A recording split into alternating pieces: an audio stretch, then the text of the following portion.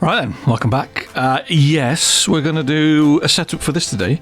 The 1999 Yamaha YZF-R7 race bike.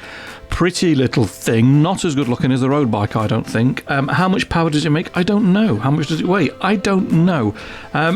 I think it's safe to assume it's probably a little bit more powerful than the road bike and a little bit lighter than the road bike, but not by much. Only 7 performance points in it. We're going to do 3 races from the Euro League first steps in the competitions event. So that's Nürburgring, it is Alton International and Imola Variante Bassa. First thing we did is put a 2 and 8 in it, graduate the gear in, sort everything out, and we did medium front soft rear tyre. Now this was a 5 lap at the aforementioned Nürburgring GP circuit, and after we'd finished crashing into everything and nothing and building sandcastles in the gravel and headbutting concrete walls and basically making a mess of it, it turned out that the R7 is it's rather wieldy,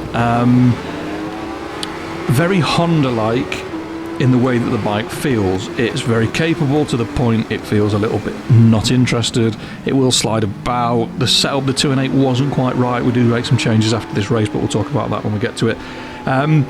You have to push through this little vague area of boredom that the bike seems to have, and then all of a sudden it just comes alive and it's moving about. The back end's off the floor, it's twitching, it's sliding, but not in a bad way. It does have enough power to almost flip you over the back if you're not quite ready for it, but it's also quite sturdy. It'll take a good hit. It's a bit like a big sturdy Tuolangi rugby player, as in it'll be quick and batter people. I mean, probably not the best turn of phrase after what he's done recently, but forgive me, I do apologise. But yeah, it's quick, it's sturdy, it handles well, it'll come alive when pushed. It took us a little while to get to the front. The AI helps by crashing and headbutting barriers, but by the end of lap 1 we're into first, and away we went to run away and hide to try and work out where the energy was going, where the heat was going, what to do with the tyres and so on and so forth. And I was more interested in the tyres than what I was doing, so I was outbraking myself, and that's one thing I did a couple of times. I did outbrake myself a little bit. It's a late 90s sports bike, non-radial brakes. Does it make a difference? To the normal man or woman on the street, probably not. To have the engineered a difference in the game, I don't know. But you can't put radial forks on a non-radial fork bike, apparently. So yeah. But end of the 5 laps, tyres looking rather warm, which says to me we've got loads of pace, loads of energy. We probably just need to stiffen the bike up a bit.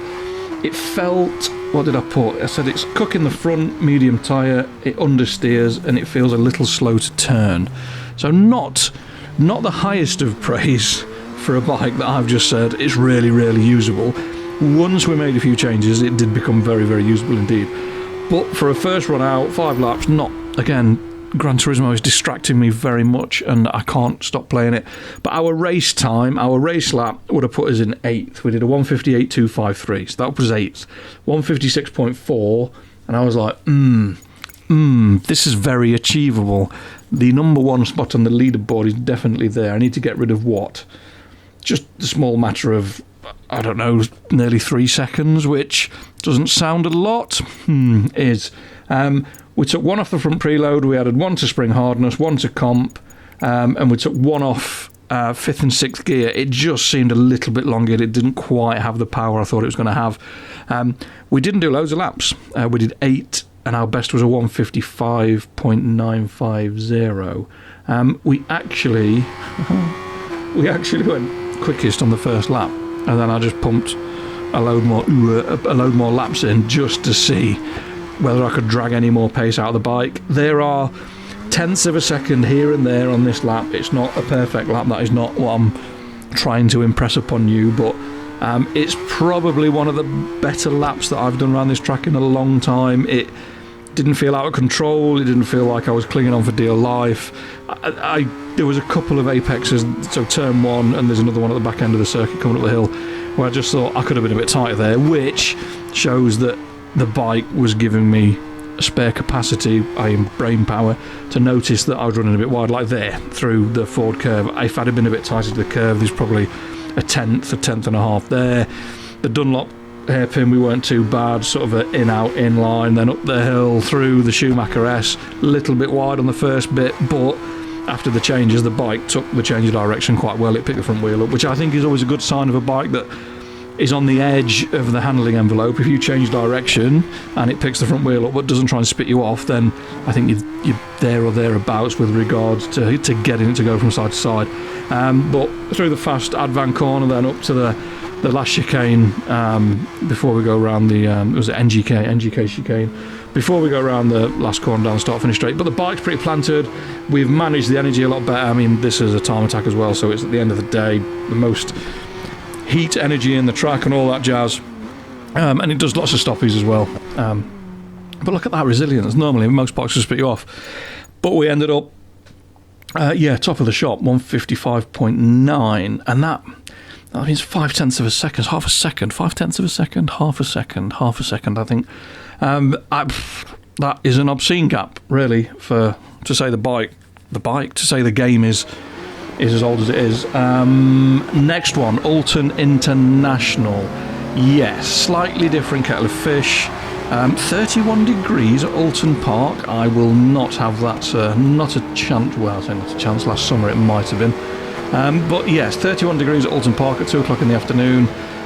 Thrashing a load of motorbikes round, and we made no changes. I just ran a medium front, soft rear, the same. It does struggle for rear tyre heat. We'll come on to that when we get to the cons a little bit. And this was a little bit scruffy. I'd gone top at the Nürburgring GP circuit, got a bit giddy, got a bit carried away, and I thought I'll just blow everyone out of the water and it'll be mega, because I'm reasonably handy around Alton International. I know where to block past people, especially, well, coming up these next chicanes. Now, is this Hislops or Mackenzie's? I can't remember. I can't remember the track names for the life of me. Britain's, there we go, miles away, Britain's. Through Britain's, lovely place to block past, stick it up the inside on the left and slam the brakes on for the right, and they'll just stay out your way. Now this is what? That's Hislops, there you go. I knew there was Hislops somewhere. I don't know where I got Mackenzie's from, but we'll see. But yeah, good to use, still a little bit wild, a little bit ragged. I was just pushing too hard. I mean, I've just stuffed it up the inside of that Z1000 race bike, and then they decided to come back past me as well. The American. And I quite like the colour scheme on the Kawasaki Z1000 race bike. It's rather appealing. However, a little bit of an escort to the edge of the track rectified that situation. Through Britain's again, we got a lovely drive up the hill, and we got past one Ducati 999. Now that is a blast back into the recent past, isn't it? A Yamaha 754 versus a 1000cc Ducati V-twin. British superbikes in the late 90s, early 90s, very, very good. A little bit wide through turn 8 Knickerbrook before we got up the hill. It took a little bit of time. I just, look, again, sliding it in, very lucky to not crash and lose the front end on the grass, and just constantly playing catch up. But my favourite overtaking place, stuff it in there, drive it up the hill, get 2 for the price of 1. What's that, ZX-R750? Yeah, it looks like a ZX-R750, doesn't it? But yeah, it's just a good bike to use. I don't want to oversell it, because every time I oversell a bike, someone always says in the comments, mate, it's shit. And it's like a bag of shit, the Aprilia is better. Yeah, okay, do you know what, you're probably right, it probably is. However, for me, on this day, on this track, on these tracks, I enjoyed using this bike. I think if you find the limits of race modified 600s quite quickly and you're a bit bored of them and they aren't really resilient enough, then give this a little tweak, and you might find that you quite like it. But race-wise, we did a 134.3, which would have put us 12th. We then went and did 10 laps and did a 132.9. So we only took, 1.4 seconds out of it. I ended up running a hard front because it just cooked the medium half to death, and we ended up 4th. The 750 S-Rad, the 1998 GSXR 750 S-Rad, top of the pile. The older bike, the 86, 85, that was like absolute lightning in the hands of the AI. I just couldn't get near it. But last race, Imola Variante Bassa, the bottom chicane. Bottom chicane, Variante Bassa. Yes, chicane bottom, yes. But Imola, horrible track, not the GP track where you can go straight down the start finish straight. And again, bumpy, fast corners, quick on entry. You need to be able to turn and brake and go and do loads of things. And the R7 is just, yeah, it's all over it round the outside. I do like a do-do. I do. No, I don't do-do. I do like a pass around the outside, and the R7 is more than happy to accommodate it. Again, pushing too hard, getting on the gas too early.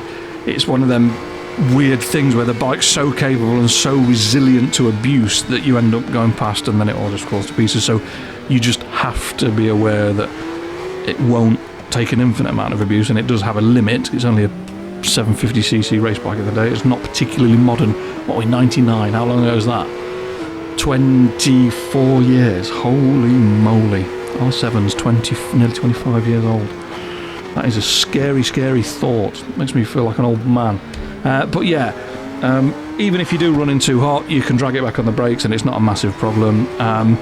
Although you've noticed it is 29 degrees at Imola, where it was 31 at Alton Park. Yeah, but anyway, round the outside passes, there's one, into the chicane. Now, as much as I said I ran on, or I did this, or I did that, I did the other, their braking into that final chicane was absolutely awesome. We put enough pressure on the AI from about 50-60 metres back that they decided to crash. They'd had enough, and then we come into the bottom chicane again and round the... Oh, that is just obscene, and it takes it across the curb. So we did a 998 and then what looked like an R1 race bike, and then we do the monster again round the outside, lap 4. Somehow managed to get it stopped. It never touched the green, Speedy. It never touched the green. It was the curb. It never touched the green, buddy. All right. And then we just basically, I was going to say ran away 2 seconds, but 2 seconds is more than no seconds. So we won and we did it. And we set a race time of 1:49.7, which was 9th on a medium soft. So we went back, did 11 laps, really struggled to put a decent lap together. The sector times are all over the place. We ended up at 1:47.8, potential best of 1:47.7, and that 1:47.8 put us third. Now the 47.7 is neither here nor there. Potential wise, Speed Triple 2007, that is some time, my friend. 1:47.0, that is a serious time. But yeah, so that's a first, a fourth, and a third, so it's pretty handy. There's your electronic settings. Tyres wise, medium hard on the front, rear soft. Pros and cons, probably the fastest race modified 750. Now I've said that, and I don't know if there's a newer GSX-R 750, so I'm opening myself up to a bit of abuse there. Great balance of grip and power, yes, and it loves to be pushed hard. You have to. It doesn't come alive. It feels boring. Cons, it's not a big step up from a race modified 600cc bike. Not the more modern stuff. The more modern stuff will keep up with it. It struggles for rear tyre heat, and as I've mentioned, it needs to be pushed to come alive. Otherwise, it just feels a bit inert, a bit disinterested, a bit boring. It's very, like I say, very Honda-like. The fact that it's probably the race version of the most beautiful Japanese bike ever made means that I look at it favourably. I do not look at an FZR 750 race bike the same way that I look at an R7. The R7 is just achingly gorgeous, and that's your lot. That's all you're getting. Give it a go. Let me know how you get on. If you make a tweak and it makes it better, then again, let me know in the comments, and I'm going to leave you with me just mucking about really, Imola. I got fed up of doing laps and then just decided to see if I could wheelie a whole lap. I can't, but we'll call it 4/5 of a lap we could wheelie on. And that's it. Fingers crossed I'll see you next time when we're going to do a race modified 250cc stroker. Ooh, misses. And that's it. Yeah, so take care, stay safe, peace.